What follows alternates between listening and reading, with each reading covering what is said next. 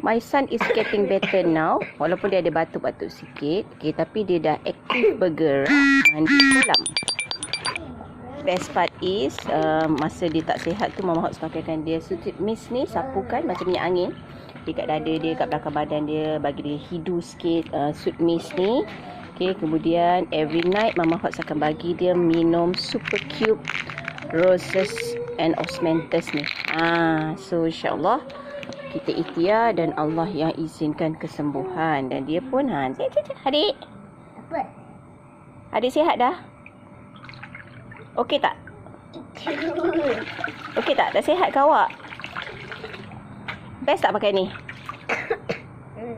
Cakaplah best ke? Best? Thank you.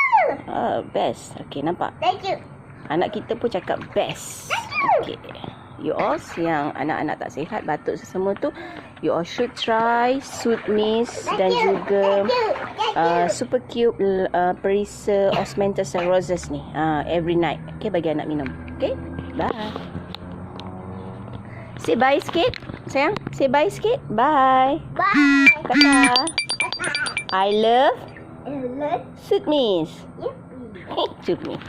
Yummy. I love. Cuba cakap I love. Dek, ibu nak dengar satu. One word. Tidak naik atas. Pala. Okay, dek, cepat. I love. I love. Pandai ibu, pandai ibu, pandai ibu. Pandai ibu. Ya. Sinilah, tak nak kawan lah. I love, pandai ibu. I love I love. Super Cube. Thank you. Aduh, kau dah leka mandi, tak ingat. Yes. Okay, bye you all.